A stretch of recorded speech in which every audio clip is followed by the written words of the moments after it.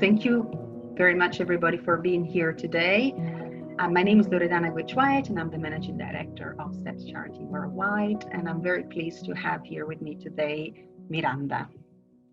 Hi, my name is Miranda Asher. I'm a prosthetic physiotherapist. So I've worked with people with amputation for over 15 years in all age ranges, really with a focus on getting back to daily activities and essentially doing what you want to do without pain or with minimal discomfort.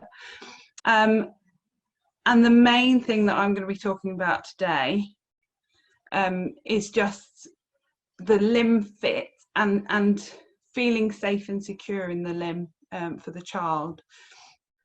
So there's a bit of my background there.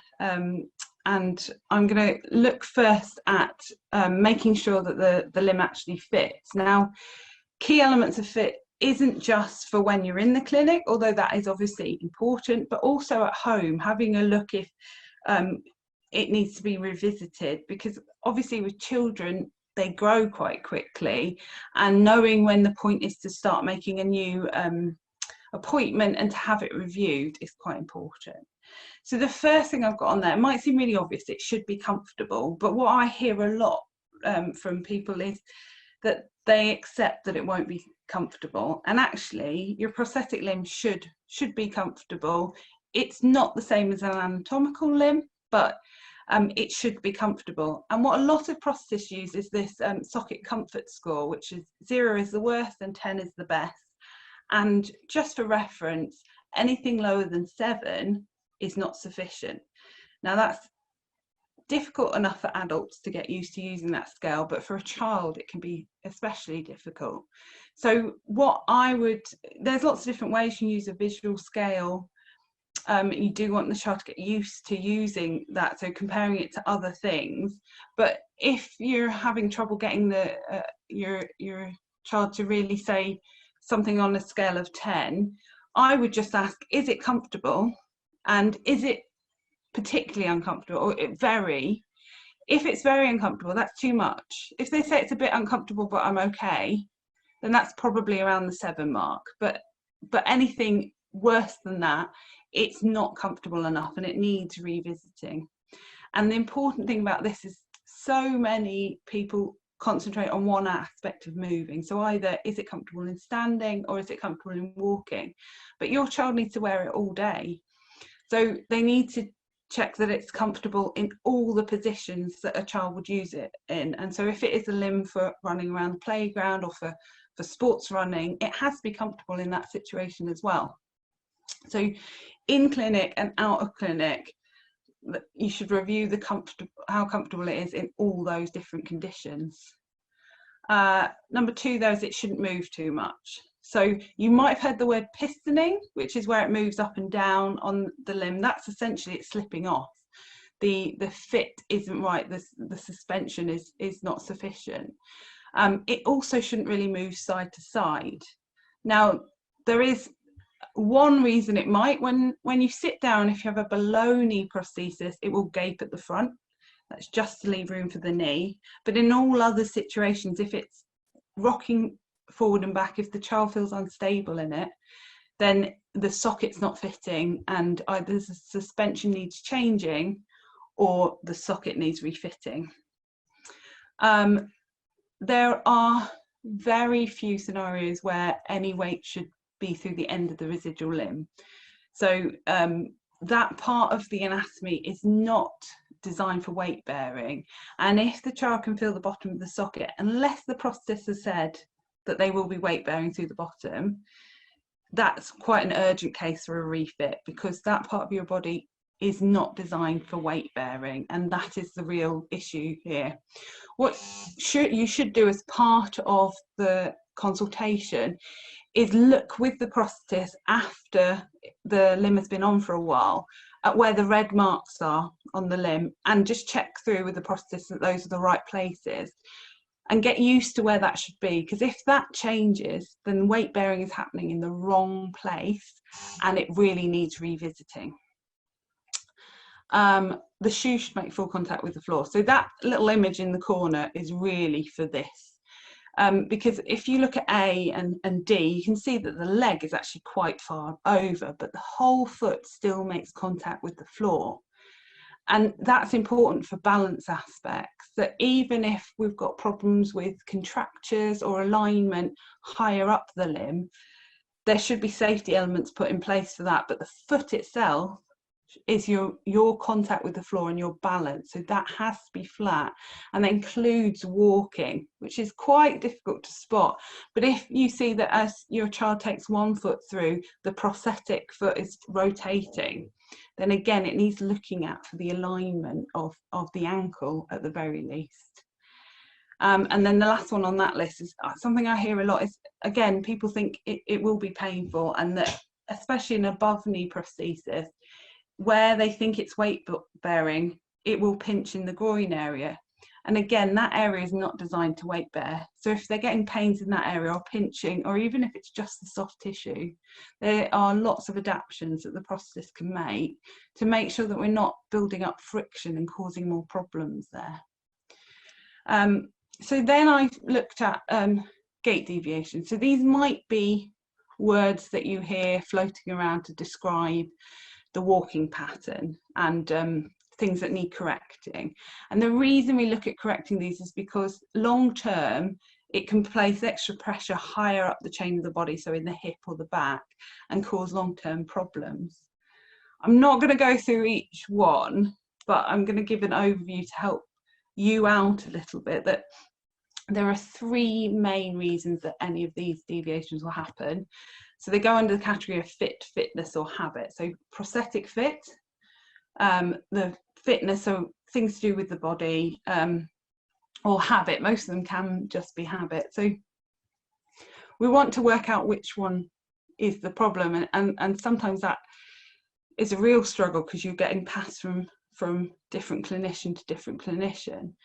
So I would always start with looking at if it's habit. If you can get your child to walk without the gait deviation, so what we sometimes do is put footprints down on the floor and ask them to try and step in a straight line, bending the knee straight through for one step.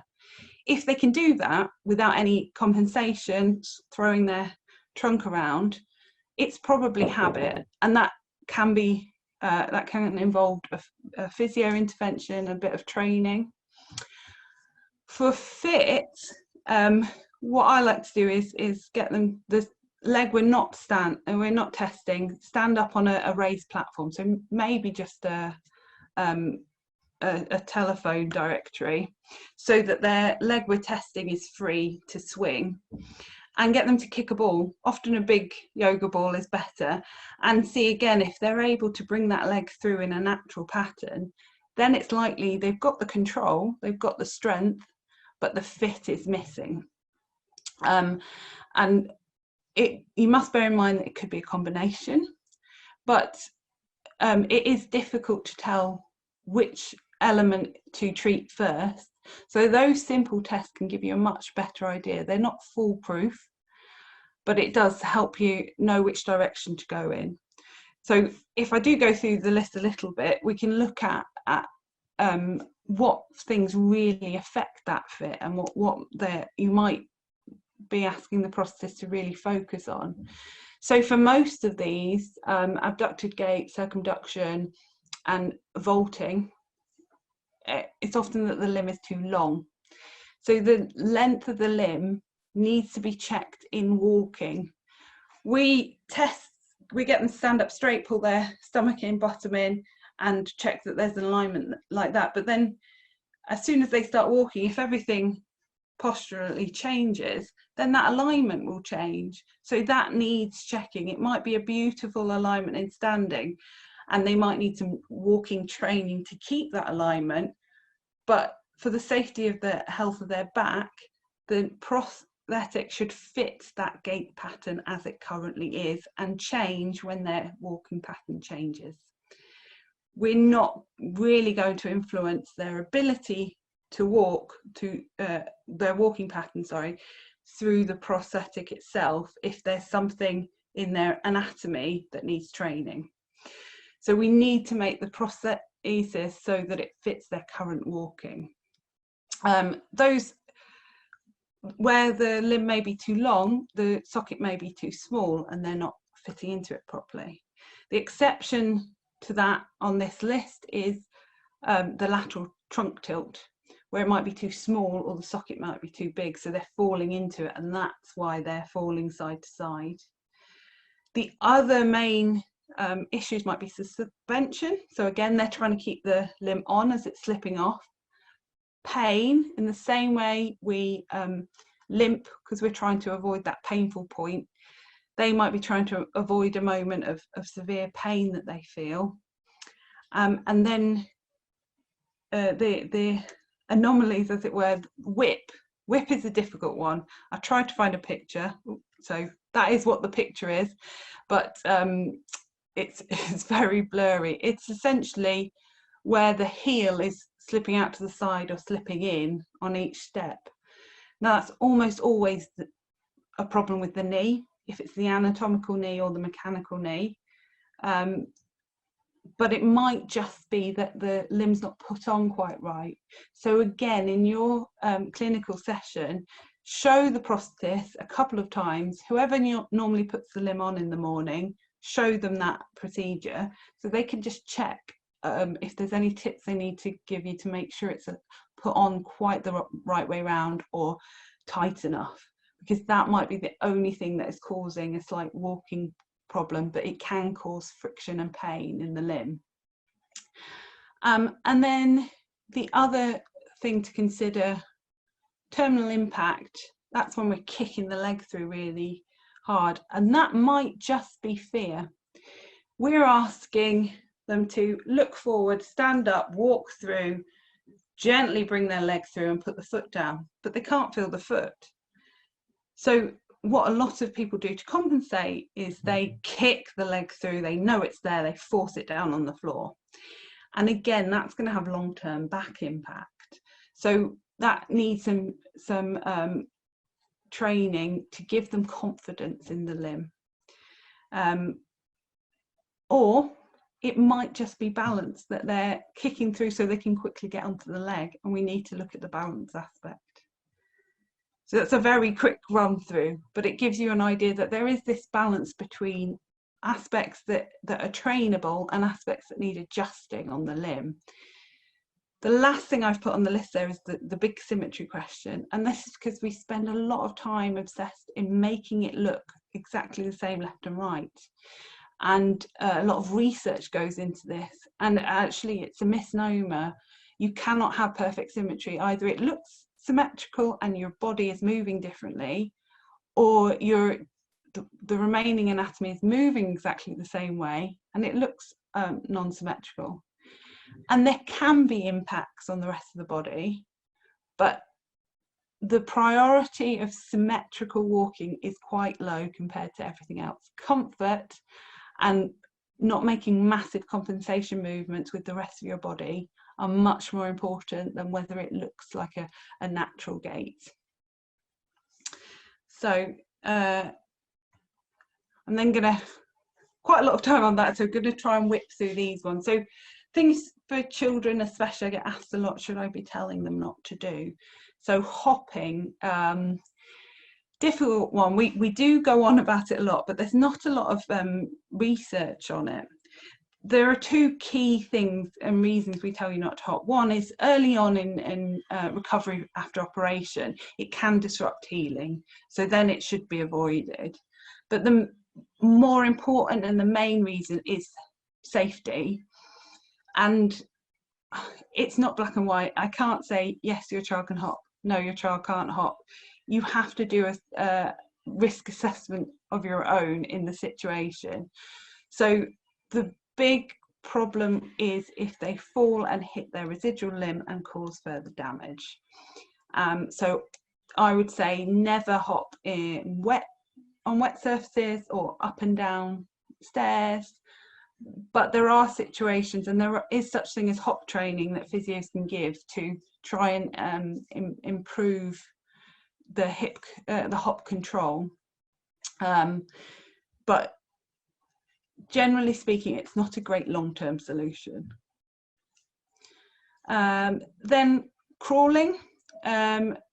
Again, unless your prosthetist has told you that they can weight bear through the residual limb, they're not usually able to bear that kind of weight, nor are your knees.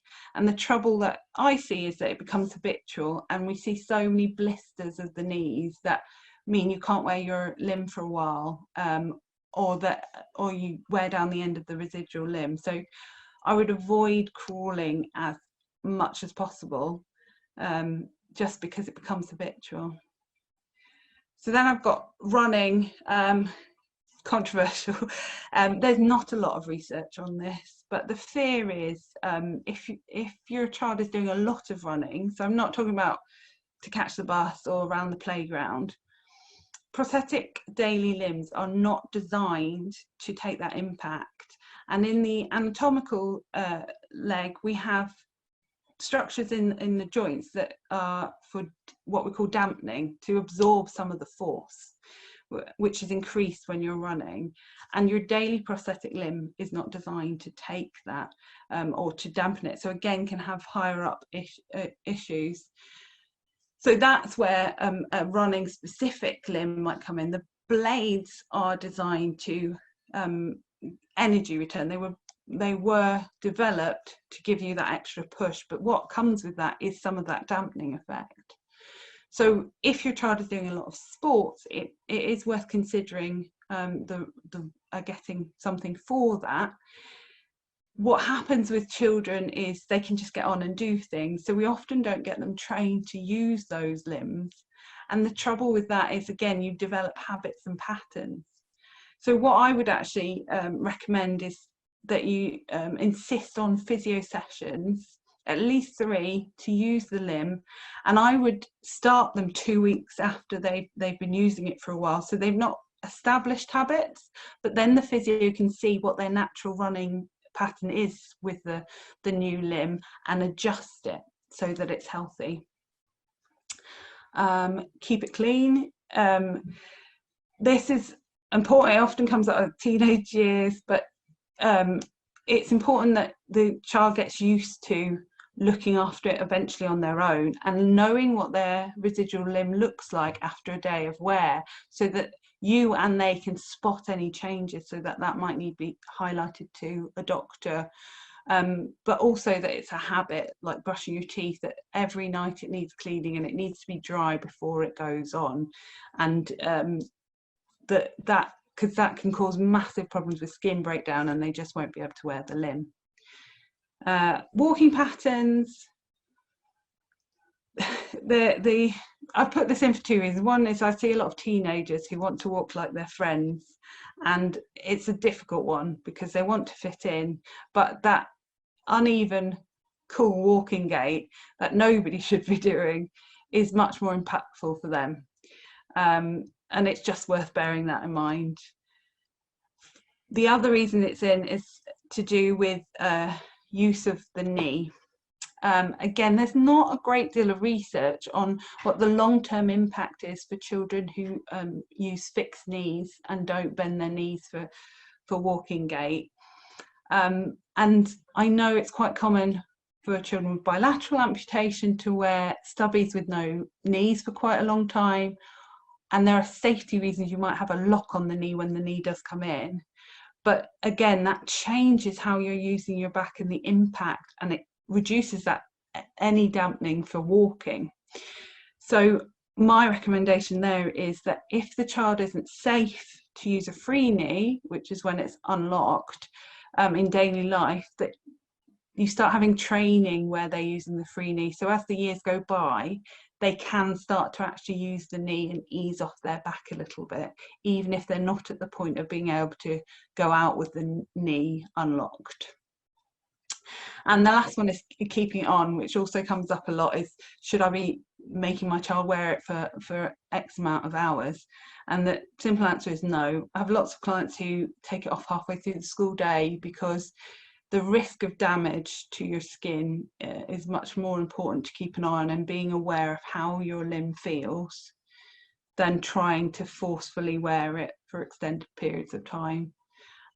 If they're constantly taking it off after a couple of hours, then we're back to the comfort score and we need to look at refitting.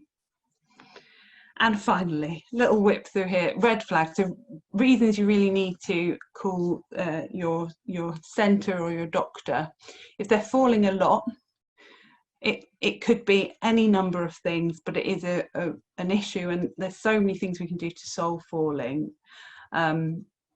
So getting to the centre for that one. Fear of the prosthesis. It's a terrible analogy, but a little bit like a car crash.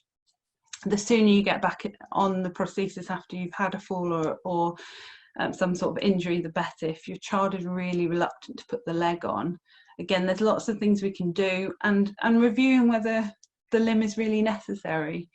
But that is, leaving it too long can cause more issues. Redness in the wrong place. This is a really big one. That's why it's important during the session to find out where it should be red. If it's red in the wrong places, it's the start of a skin issue developing or weight bearing in the wrong place.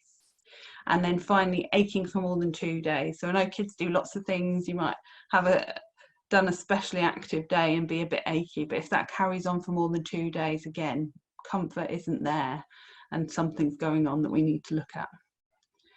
So thank you for listening. Probably run over a bit, so there we go. Well, thank you very much, Miranda. That was a very good presentation, and many questions have already been answered that have been submitted to us by your presentation. I guess the one question that we received from a lot of parents is, if the stump is changing shape, should I seek the advice of an orthopedic consultant? Is that relationship between the prosthetist and the orthopedic consultant? What would be your advice in this case? So again, it seems a little bit unclear with children how long it might take to settle down if you just had an amputation.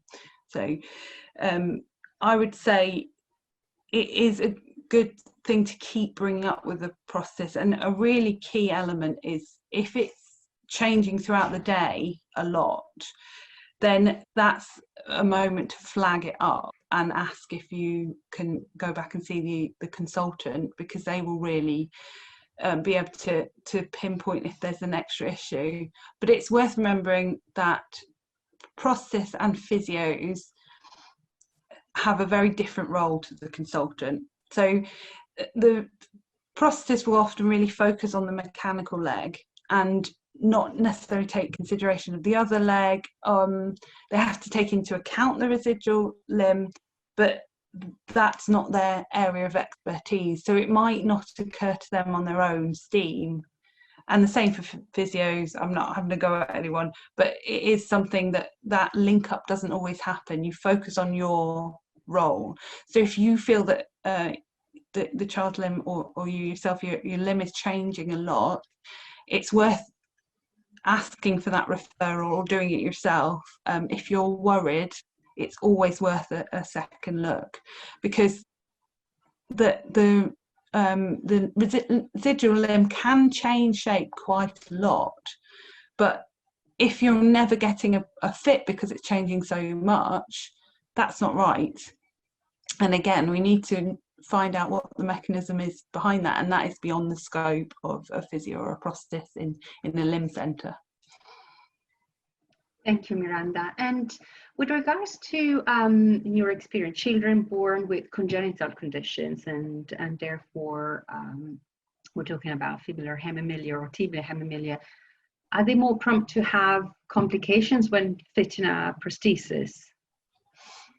So it's an interesting question. There's a specific piece of research went on in 2000 on that one, and it is still quite difficult to answer. There are a couple of differences.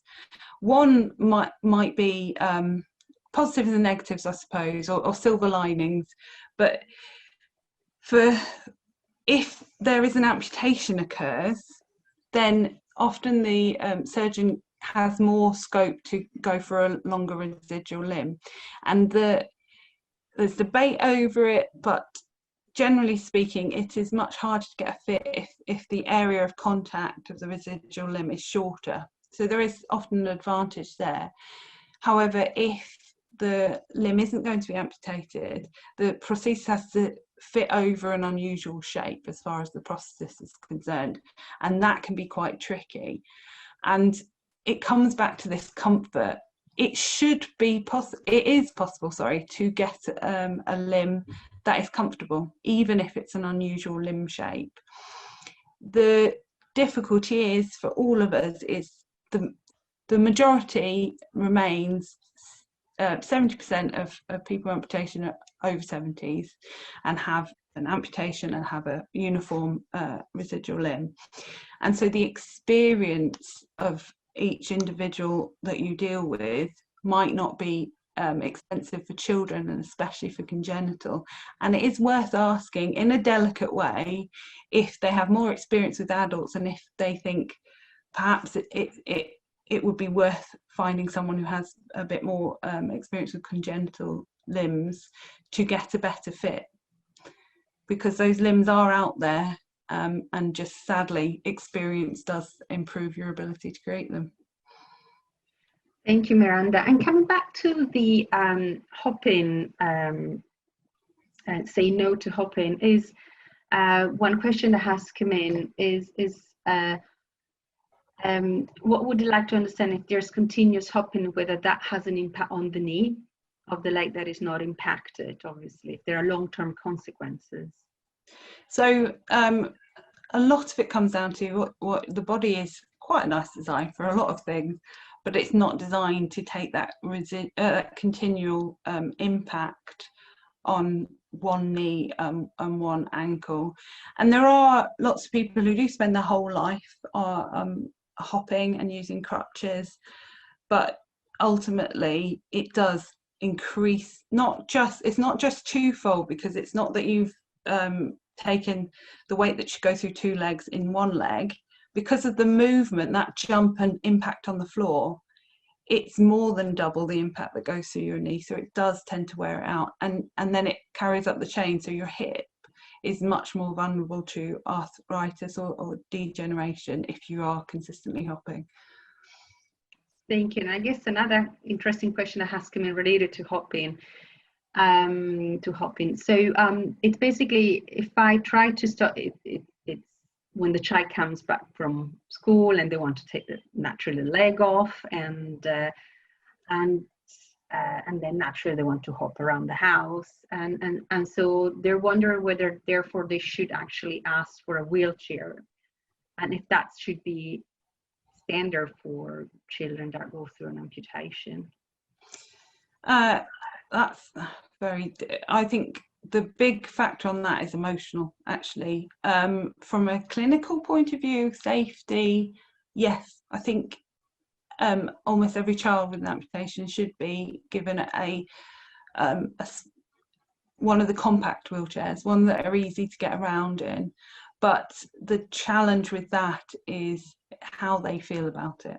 And sometimes we have to let the importance of mental health win, and supervise them moving around and talk about it with the child. I mean, overall, I would say yes, there are almost always instances where you need the chair.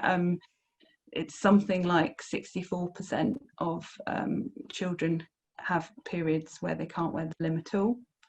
But yeah, it's a difficult one because of the emotional impact. Thank you. And with regards to wheelchairs and emotional impact, what type of assessment should a school go through to enable a child that has gone through amputation and therefore been fitted with a prosthesis, enabling him or her to go back to school? I might be living in a dream world of ideal situations, but when we've done school assessments, you get the MDT team. So that's a child psychologist, the class tutor for the specific child is often really helpful, physio, prosthetist, and if they're having occupational therapy as well, together to walk around the school and look at what that child has to do, which might change every year. It would be nice to make it all fully accessible, but we do have to look at what the individual really needs, because otherwise you tend to overlook things. And that would be the ideal situation, is a full MDT. Where that's not possible, I think a walkthrough of the school, either with a clinician or just with the child themselves, to get a proper understanding of where there's going to be challenges. Thank you, Miranda. And that was our last question. Thank you very much for your time, Miranda. Thank you very much to everybody who has joined us today. And if you have any questions that we haven't been able to answer, please do contact us. The info email is available to anybody. It's info@steps-charity.org.uk, or you can PM us from our main Facebook page, or obviously call us. Thank you very much to everybody. Thank you again, Miranda. Thank you. Thank you.